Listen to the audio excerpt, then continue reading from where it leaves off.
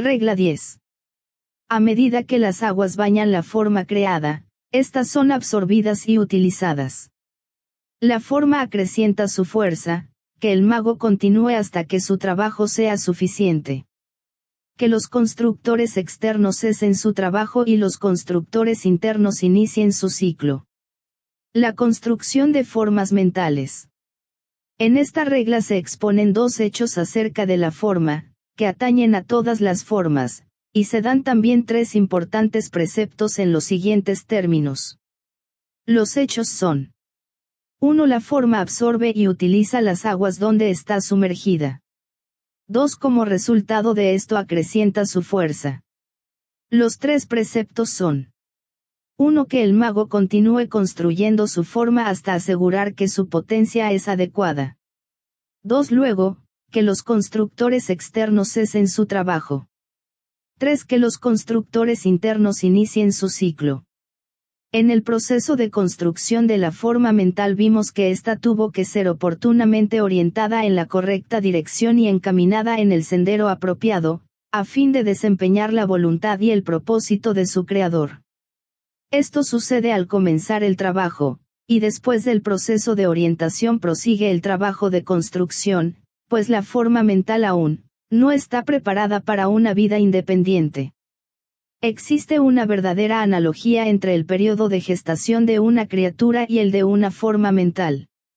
Un buen médico no descuida nunca la importancia de la correcta ubicación de la criatura dentro de la matriz y, análogamente, cuando hay una posición errónea en el sendero a recorrer para llegar a la existencia, con frecuencia sobreviene la muerte y el desastre. Como bien saben, esta analogía es muy exacta. El nacimiento va precedido por la ruptura de las aguas. En términos médicos, una reacción similar tiene lugar antes que la forma mental produzca los resultados en el plano físico. Las aguas del deseo llegan a ser tan poderosas que causan la precipitación y la consiguiente aparición de la forma de expresión deseada. Tomemos los hechos y analogías tal cual se presentan y estudiémoslos desde el punto de vista del macro y del microcosmos. Observemos que la forma absorbe y utiliza la sustancia en que está sumergida. Nuestro sistema solar es uno entre muchos, y no el más grande. Constituye un fragmento de un todo mayor, el cual está formado de 7 partes, o 7 sistemas solares, está sumergido en las aguas del espacio, ha nacido del deseo y, en consecuencia, es hijo de la necesidad. Extrae su vida de aquello que lo circunda. De todas partes afluyen a nuestro sistema solar corrientes de fuerzas que emanan de aquel de quien nada puede decirse como se lo describe en Tratado sobre Fuego Cósmico. Estas corrientes encarnan su voluntad y deseo, expresan su amor o capacidad de atracción y se manifiestan como esa gran forma mental que llamamos nuestro sistema. Al margen de esto sería conveniente observar que a esta existencia se la denomina aquel de quien nada puede decirse, no por ser un secreto o misterio, sino porque es imposible describir su vida y propósito hasta no haber completado el periodo de evolución en nuestro sistema solar. Observen que digo nuestro sistema solar, no simplemente nuestra existencia planetaria. Especular sobre la existencia, que a través de su vida da forma a 7 sistemas solares, es desperdiciar energía. En nuestro planeta, solo las grandes vidas como las de Buda, los Kumaras y el Logos planetario, comienzan a percibir el impulso dinámico del gran todo y, aun ellos, siendo apenas sensibles a él, tampoco pueden concebir su tendencia, pues está más allá de la mente, del amor y de la voluntad. Pone en actividad factores para los cuales no tenemos términos, y también tendencias que aún no han sido ni remotamente imaginadas en nuestro planeta. Hemos creado un término que lo aplicamos al éter. Hablando esotéricamente, esta es la forma moderna de expresar las aguas del espacio, es decir, las aguas del deseo, en las cuales estamos sumergidos. Están en constante flujo y reflujo, y es la corriente de vida, constituida por 49 tipos de energía, que fluye a través del loto egoico cósmico y, irradiando de este, nutre con medido sustento a la forma solar, planetaria o humana de la cual es responsable. Esto está dilucidado en Tratado sobre Fuego Cósmico. El hombre se halla sumergido en las fuerzas que son para él lo que las aguas del espacio para nuestro sistema solar. Descubre que al igual que nuestro Sol y sus planetas satélites, forman parte de un todo y, así como nuestro sistema es solo uno de 7 sistemas unidos para formar el cuerpo o expresión manifestada de una vida, así también el reino humano, del cual el hombre constituye una parte infinitesimal, es uno de los 7 reinos. Estas son las analogías de los 7 sistemas solares en la vida del logos planetario. Cuando el hombre empieza a percibir la vida del logos solar, al expresarse a través de los 7 esquemas planetarios, se habrá puesto en contacto con la conciencia del logos planetario de nuestro esquema especial, el cual percibe parcialmente las vibraciones unidas de las vidas de los 7 logos solares. Para precisar más esta analogía, diré que el mismo reino humano se halla en un estado de conciencia similar al de la unidad humana, mediante la fuerza subjetiva de su existencia, y desde el punto de vista de la conciencia provee las aguas del espacio, en las cuales el ser humano se reproduce y crece. Repito, enfrentamos en el cuarto reino las expresiones de las mismas 7 fuerzas, y a medida que el hombre reconoce los 7 rayos o tipos, y empieza a trabajar conscientemente con ellos, da los primeros pasos para trascenderlos y controlarlos dentro de su campo de acción. Esto es lo que actualmente está aconteciendo. El conocimiento de los 7 tipos de rayo está comenzando a penetrar en los pensadores de la raza, y este conocimiento fue, en épocas pasadas, prerrogativa de los iniciados de entonces. En la presentación astrológica está latente esta información, que conducirá a los discípulos a la comprensión y los pondrá en relación con los 7 esquemas planetarios. Sin embargo, no se puede esperar un verdadero desarrollo de la astrología, hasta no estar realmente con nosotros la nueva era y no haberse realizado la nueva orientación. La forma de la humanidad ya se ha completado. El objetivo de la jerarquía es ubicarla correctamente dentro de la matriz de la materia, con sus consiguientes implicaciones. Observen estas palabras. La necesidad en esta época es muy grande, pues el alma de toda la humanidad está en proceso de nacer. Hablando cósmicamente, si se lograra ahora la correcta orientación de las fuerzas del reino humano, la humanidad manifestaría en la Tierra un propósito, una belleza y una forma, expresiones plenas de una realidad interna espiritual, en concordancia con el propósito egoico. Se presiente que surgirán otras eventualidades, y por desgracia pueden acontecer, pero no las consideraremos porque los hermanos observadores esperan y creen que los hombres trascenderán todas las eventualidades indeseables y alcanzarán la meta. Diré una palabra y haré una insinuación. La jerarquía del planeta es simbólicamente el centro coronario de la humanidad, y sus fuerzas constituyen las fuerzas del cerebro. En el plano físico existe un gran grupo de aspirantes, discípulos probacionistas y discípulos aceptados, que tratan de responder al centro coronario, algunos conscientemente y otros inconscientemente. Son extraídos de todos los campos de expresión, pero en una forma u otra todos son creadores. Constituyen a su vez lo que se podría denominar simbólicamente la glándula pineal de la humanidad. Así como en el individuo ésta se encuentra generalmente inactiva y dormida, de la misma manera, en la humanidad, este grupo de células en el cerebro del cuerpo colectivo está aletargado, pero sensible a las vibraciones del centro coronario, la jerarquía oculta. Algunas de las células están despiertas, y deben intensificar su esfuerzo para despertar a otras. Los precursores de la familia humana, los científicos, los pensadores y los artistas, constituyen el cuerpo pituitario. Expresan la mente concreta, pero carecen de esa percepción intuitiva e idealismo, que los ubicaría, hablando en forma simbólica, en la glándula pineal, no obstante son inteligentes, expresivos e investigadores.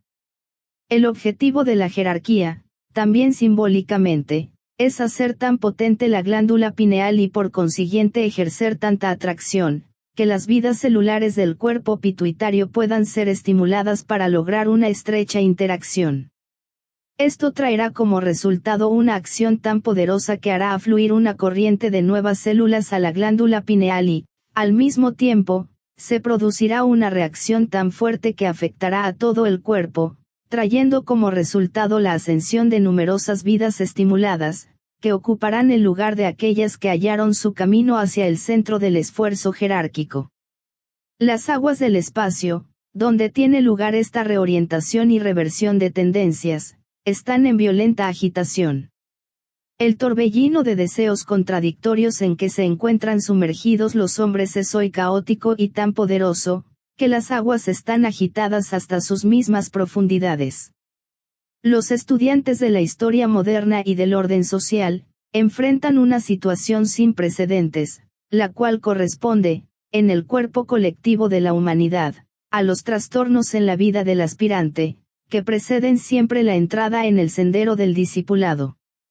Por lo tanto, no hay razón para sentir depresión o indebida ansiedad, sino ardiente deseo de que la transición pueda efectuarse a su tiempo y en debido orden, y sin demasiada rapidez, lo cual sería destructivo para los correctos vínculos y asociaciones, ni tan prolongada que vaya más allá de la tensión que puede soportar la urdimbre de la humanidad, que ha sido puesta a pruebas excesivas.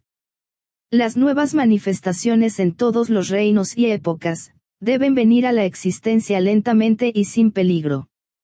Las nuevas formas, si finalmente han de soportar el peso y tomar el impulso necesario que las conduzca a través de su ciclo de vida, deben ser construidas en silenciosa subjetividad, para que la construcción sea fuerte y sólida, y el contacto interno con el Creador, humano o divino, y la fiel adaptación al canon, puedan ser sustanciales e inquebrantables. Esto es verdad respecto a un universo, un reino de la naturaleza o una forma mental, creada por un pensador humano. Todas las técnicas de construcción de formas son fundamentalmente las mismas, y las reglas y realizaciones pueden resumirse en los aforismos siguientes. Que el creador se conozca como el constructor, y no como lo construido. Que desista de ocuparse de la materia prima del plano físico y estudie el canon y los anteproyectos, actuando como agente de la mente divina. Que utilice dos energías y trabaje con tres leyes. Las energías son, la energía dinámica del propósito, de acuerdo al plan, y la energía magnética del deseo, que atrae a los constructores al centro del esfuerzo. Que imperen estas tres leyes, la ley de limitación sintética, de interacción vibratoria y de precipitación activa. La primera se relaciona con la vida, la segunda con la construcción y la tercera produce la existencia manifestada. Que se ocupe primero con los constructores externos, enviando su llamado a la periferia de su círculo de influencia. Que ponga en movimiento las aguas de la sustancia viviente por medio de su idea e impulso, sometiendo a los constructores a su propósito y plan. Que construya con juicio y destreza, conservando siempre el sitial del director y que no descienda para establecer íntimo contacto con su forma mental. Que proyecte su forma, en tiempo y espacio, mediante la visualización, la meditación y la destreza en la acción, y produzca aquello que su voluntad ordena, su amor desea y su necesidad crea. Que retire los constructores de la forma externa, y que los constructores internos de fuerza dinámica la impulsen a la manifestación. Mediante el ojo del Creador estos constructores internos son llevados a una actividad funcionante dirigida. Por la palabra del Creador fueron guiados los constructores externos. Por el oído del Creador el volumen de la palabra mayor vibra a través de las aguas del espacio. Que recuerde el orden del trabajo creador. Las aguas del espacio responden a la palabra. Los constructores construyen.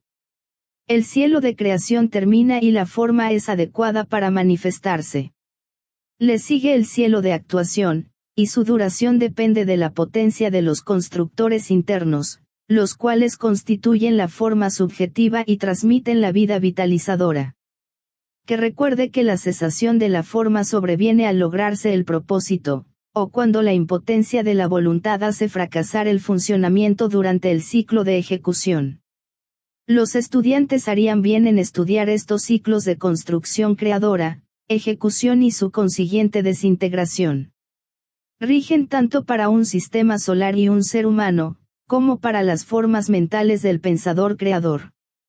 El secreto de toda belleza reside en el correcto funcionamiento de estos ciclos. El secreto de todo éxito, en el plano físico, reside en la correcta comprensión de la ley y del orden.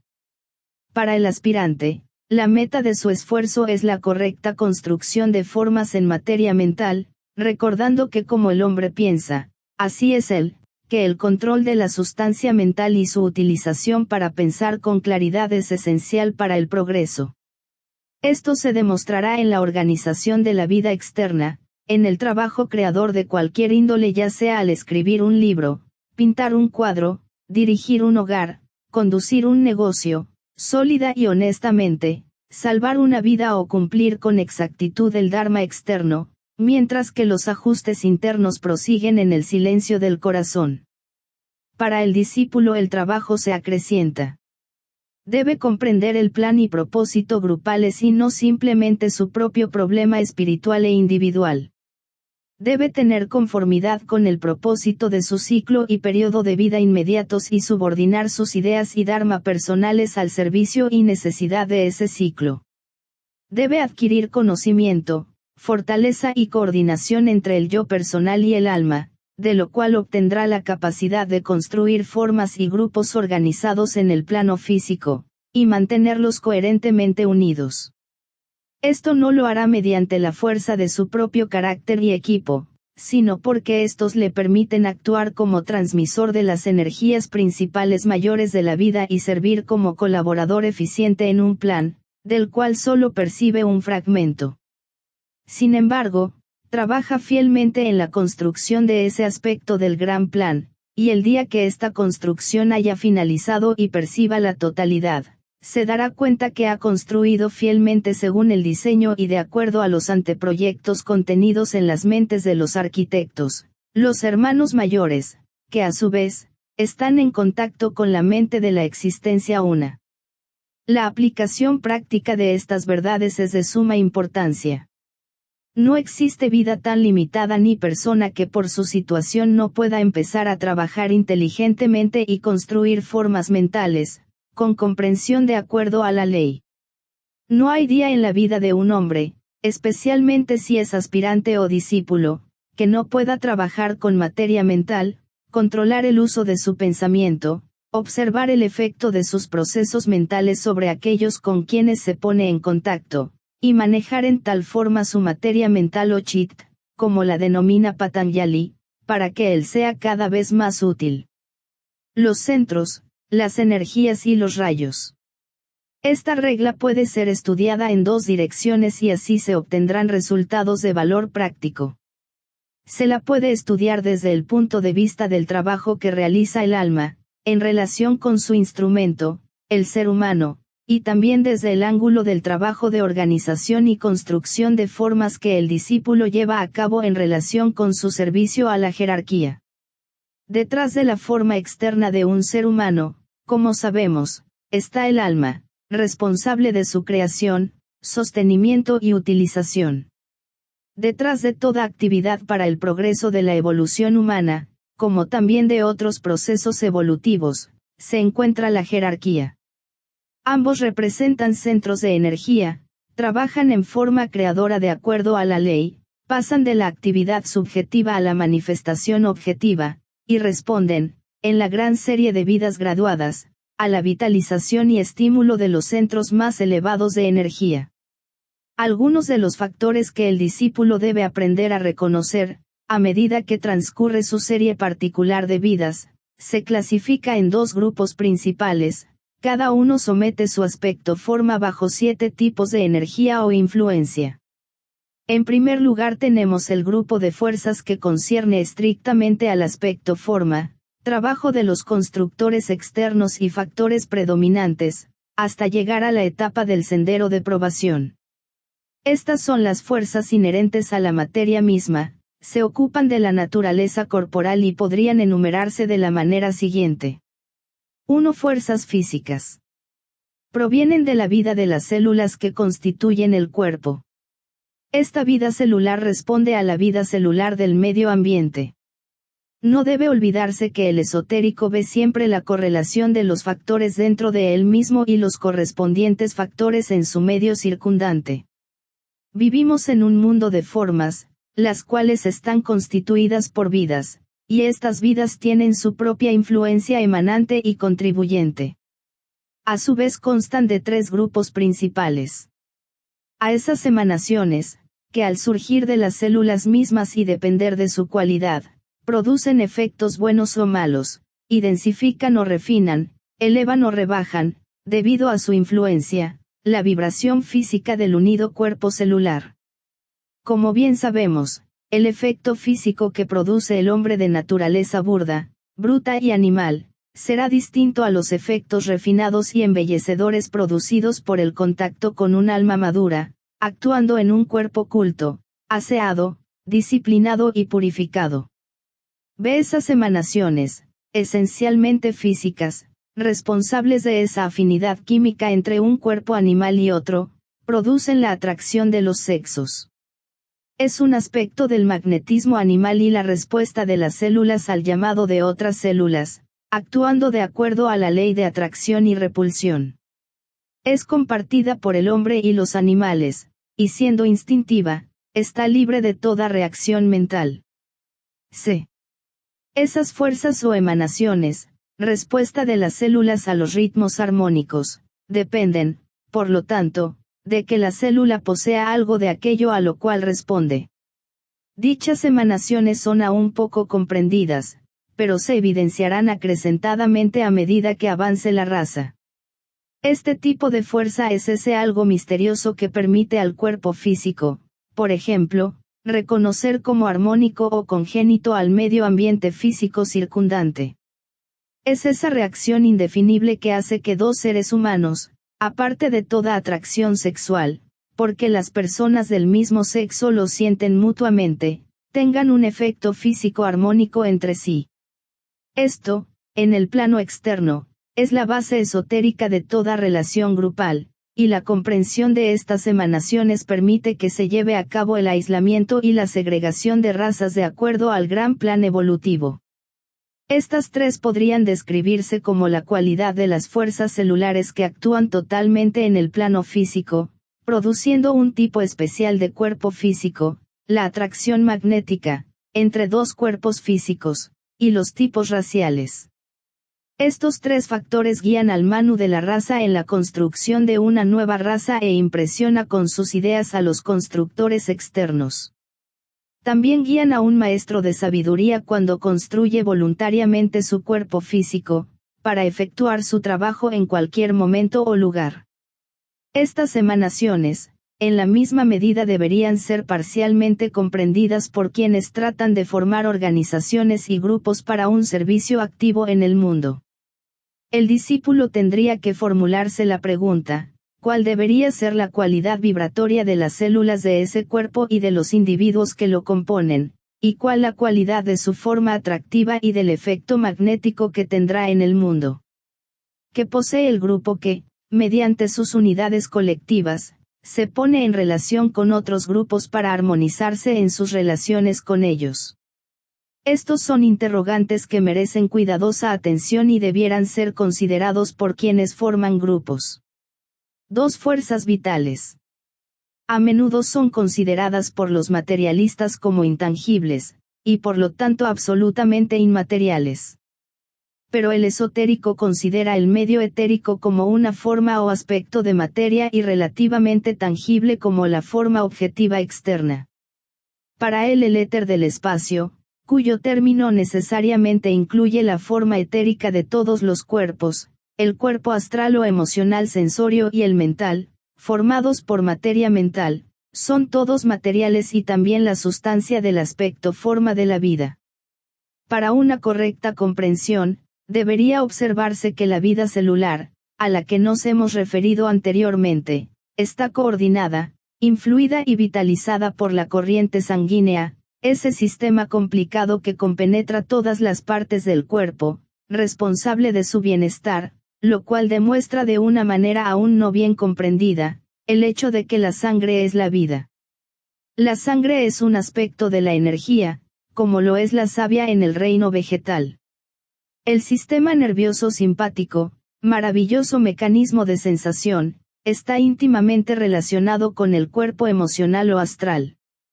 El contacto se produce por intermedio del plexo solar, así como la vitalidad, que rige la cualidad de la corriente sanguínea, efectúa su contacto mediante el corazón. En el corazón reside el centro de la existencia del plano físico. El sistema cerebroespinal funciona en estrecha relación con la sustancia mental, chit, razón por la cual debemos considerarlo como sigue. 1. La vida celular. Corriente centro. Sanguínea. Cardíaco, glándula timo. 2. La vida sensoria. Sistema nervioso centroplexo. Simpático. Solar. Páncreas. 3. La vida mental. Sistema cerebro. Espinal. Centro ajna. Cuerpo pituitario. 4. La vida vital. 7 centros. Vaso.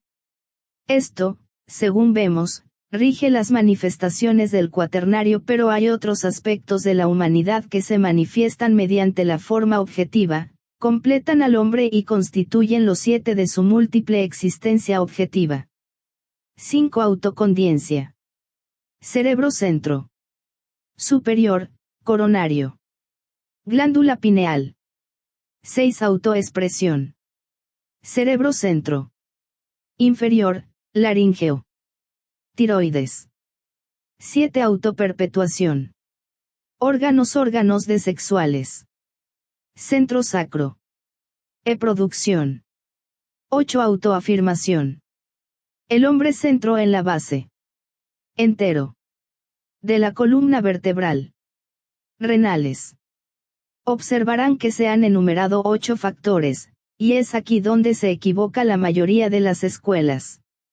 La denominación, vida vital es comprensible, pero debe recordarse que se relaciona totalmente con la vitalización física del hombre, mediante el aspecto inferior de los centros.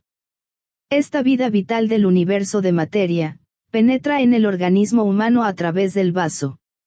Los centros tienen 3 funciones principales. Primero, vitalizar el cuerpo físico. Segundo, desarrollar la autoconciencia en el hombre. Tercero, transmitir la energía espiritual e impulsar a hombre a un estado de existencia espiritual.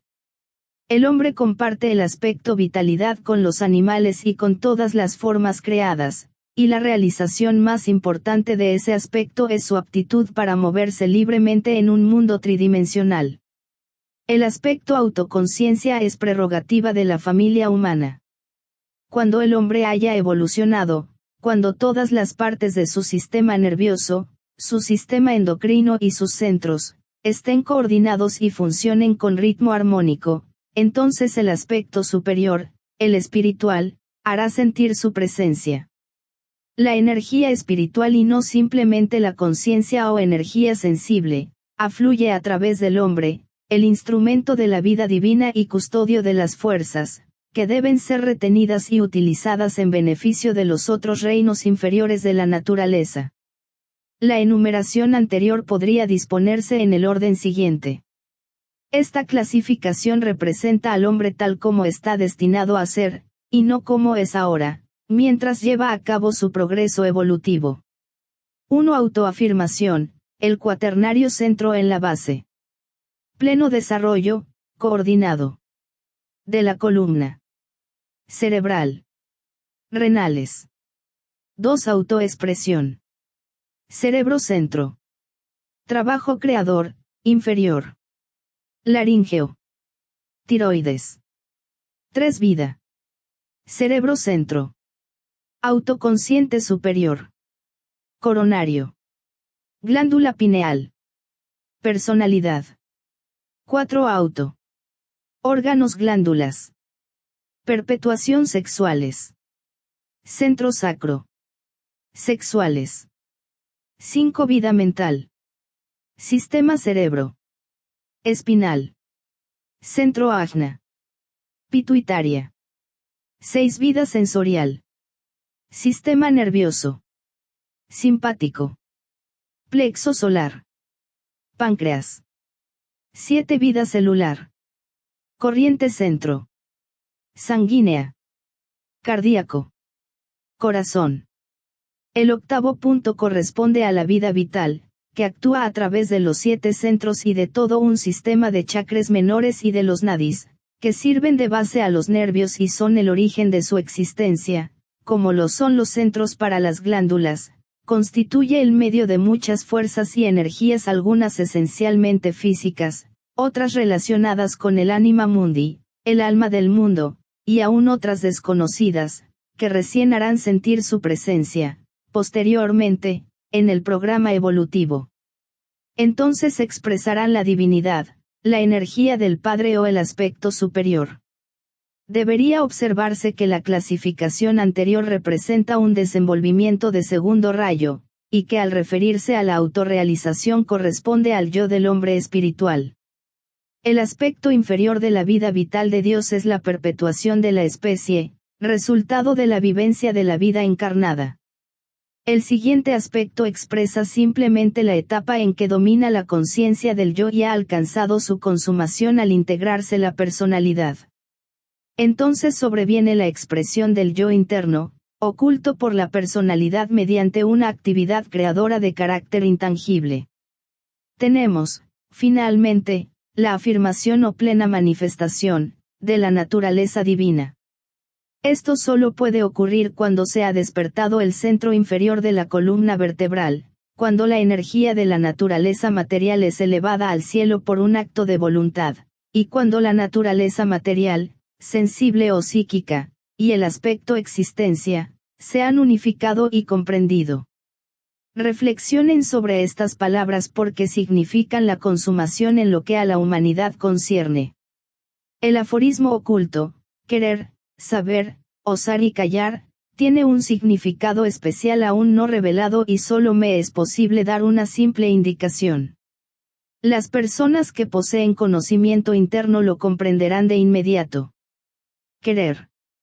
Esta palabra se relaciona con la última realización, cuando por un acto de la voluntad del alma, combinada con la del hombre inferior, se produce la unificación y la comprensión. Implica el centro en la base de la columna vertebral. Saber. Esta palabra concierne al centro ajna, el centro entre las cejas. Hay una insinuación en la frase que la madre conozca al padre. Se relaciona con la boda en los cielos. Osar. Esta palabra da la clave de la subordinación de la personalidad, y tiene una íntima relación con el plexo solar, el gran centro de distribución del deseo y de las fuerzas astrales y el principal centro del trabajo de transmutación. Callar. Esta palabra concierne a la transmutación de la energía inferior creadora, en la vida superior creadora. El centro sacro debe permanecer en silencio. Se podrá observar que para el discípulo son de suma importancia los centros siguientes. 1. El centro ajna, a través del cual se expresa la personalidad purificada. 2. El centro en la base de la columna vertebral, mediante el cual se obtiene completo y absoluto control y coordinación, a través del despertar del fuego purificador. 3. El centro sacro, donde la fuerza fundamental de nuestro sistema solar específico, la fuerza de atracción de una forma a otra, es transmutada, y la fuerza atractiva del alma ocupa el lugar de la actividad material, creadora y reproductora.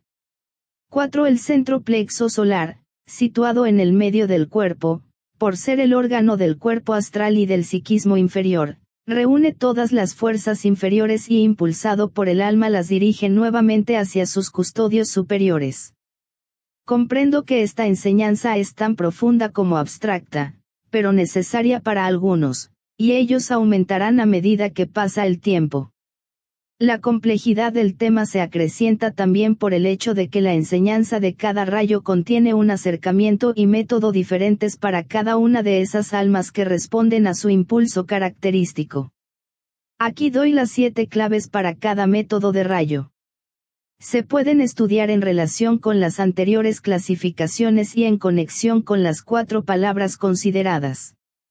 Debe recordarse que querer es prerrogativa del espíritu, saber es función del alma, osar es el deber de la personalidad y callar es el dharma final o destino del aspecto materia, la naturaleza animal en su interacción con el alma. Primer rayo, que se reúnan las fuerzas. Que asciendan al lugar elevado, y desde esa cima, que el alma contemple un mundo destruido. Entonces que surjan las palabras, yo persisto. Segundo rayo, que sea atraída toda la vida al centro, y penetre así en el corazón del amor divino. Entonces, desde ese punto de vida sensible, que el alma reconozca la conciencia de Dios. Que surjan las palabras, resonando a través del silencio, nada existe sino yo. Tercer rayo, que las huestes del Señor, sensibles a la palabra, cesen sus actividades. Que el conocimiento termine en sabiduría. Que el punto vibrante llegue a ser el punto pasivo y que todas las líneas se conviertan en una. Que el alma reconozca el uno en los muchos, y que surjan las palabras con perfecta comprensión, yo soy el trabajador y el trabajo, el uno que es. Cuarto rayo, que la gloria externa desaparezca y la belleza de la luz interna revele al uno. Que la disonancia se convierta en armonía, y desde el centro de la luz oculta, que hable el alma, que resuene la palabra, la belleza y la gloria no me velan. Permanezco revelado. Yo soy. Quinto rayo, que las 3 formas de energía eléctrica asciendan al lugar de poder.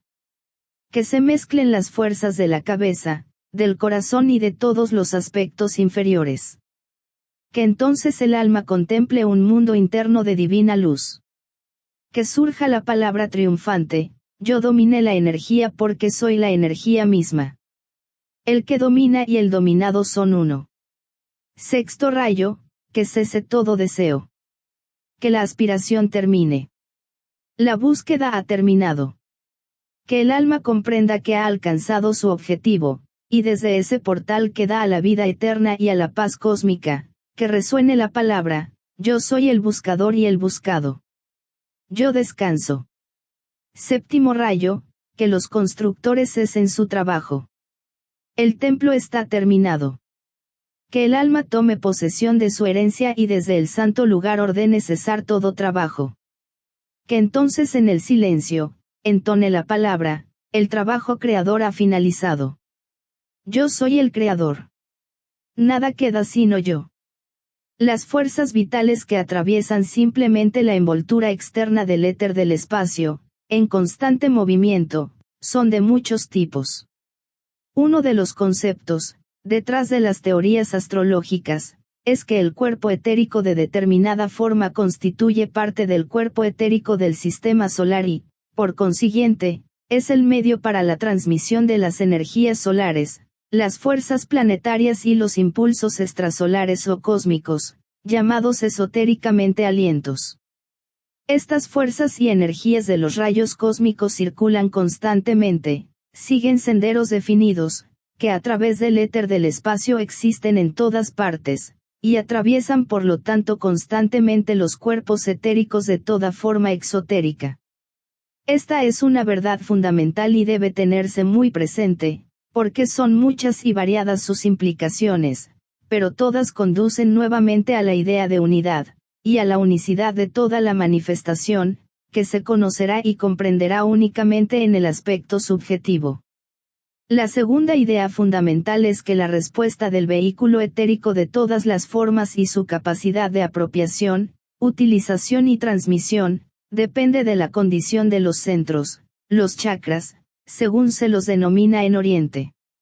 Estos incluyen no solo los muy conocidos 7 centros mayores, sino numerosos vórtices menores de fuerza, aún innominados y desconocidos en Occidente. Dependen además de la cualidad del vehículo etérico, de su vitalidad y también de la red entrelazada donde los centros tienen su lugar, llamada red o cuenco dorado. Cuando está libre de impedimentos y sedimentos y sus canales no están obstruidos, entonces los rayos, las energías y las fuerzas, pueden fácilmente circular libremente por todo el cuerpo. Entonces les es posible utilizar esos centros que responden a sus vibraciones y transferirlos a otras formas, a otros reinos o al mismo reino de la naturaleza. Aquí reside el secreto de toda curación científica y esotérica. Los sanadores experimentan con el cuerpo etérico, pero han adquirido escasos conocimientos.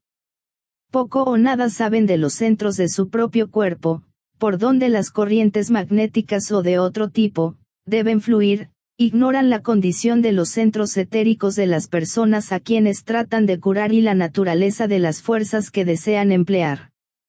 Todo lo que pueden hacer es disciplinar sus vidas y controlar sus apetitos, para construir un cuerpo purificado y proveer canales libres para dar paso a las fuerzas a través de ellos y de allí a otros. El tercer concepto a observarse es que, hasta ahora, las formas responden principalmente a las fuerzas que les llegan desde otras formas del planeta y también a las de los 7 tipos básicos de energía que emana de los 7 planetas, y además desde el rayo solar dador de vida. Las formas de los 4 reinos responden a estas numerosas fuerzas, a estas 7 energías y al rayo mencionado. También la familia humana responde a otras energías y rayos solares, sin embargo todos están matizados por la fuerza generada dentro del círculo infranqueable solar. El trabajo del esoterista y del aspirante, es llegar a comprender estas fuerzas y aprender así su naturaleza y empleo, potencia y grado de vibración. Además debe aprender a reconocer su origen y a distinguir entre fuerzas, energías y rayos. El principiante puede hacer una clara diferenciación entre fuerzas y energías, reconociendo el hecho de que las personalidades nos afectan por medio de la fuerza que emana de su aspecto forma, pero estas mismas personalidades purificadas y alineadas, pueden ser transmisoras de las energías del alma. Hablando en forma general, el trabajo del reino humano consiste en transmitir energía a los reinos inferiores de la naturaleza, mientras que el de la jerarquía, en su relación con el reino humano, es transmitir energía desde el reino espiritual, otros centros planetarios y el sistema solar. Cuando se amortiguan estas energías para ser transmitidas se diferencian en fuerzas. Los estudiantes no deben confundirse con la complejidad del tema, sino aprender ciertas amplias generalizaciones y recordar que, a medida que extraen de la omnisciencia del alma, ocupará paulatinamente su lugar el conocimiento más detallado. Los otros tipos de energía que conciernen a los 2 primeros grupos principales, con los cuales tiene que ver el aspirante, se relacionan totalmente con el aspecto forma. El tercer grupo y los siguientes, son 3 energía astral. 4 energía de la mente concreta inferior, materia mental o chit. 5 energía de la personalidad. 6 energía planetaria. 7 energía solar o aliento de vida. Estos se pueden subdividir de la manera siguiente. 3 energía astral. Que emana de al cuerpo astral o sensible, del hombre mismo. Ve la familia humana como un todo. C. El plano astral, en amplio sentido. D. El corazón del sol. 4 energía mental. Que emana de a la materia mental individual o chit. Ve la mentalidad de 1. Toda la familia humana. 2. La raza particular a la que pertenece el hombre. C. El entero plano mental. De la mente universal. 5. Energía de la personalidad. Que emana de a la forma coordinada del hombre. Ve los seres humanos avanzados, los personajes que se destacan. C. Los grupos, a saber. 1. La jerarquía del planeta. Subjetivo. 2. El grupo integrante de místicos. Objetivo. 6. Energía planetaria. Que emana de a los 7 planetas. Esta es la base de la práctica astrológica. B. La Tierra. C. La Luna. 7. Energía solar. Que emana de A. El Sol físico. B. El Sol, actuando como transmisor de los rayos cósmicos.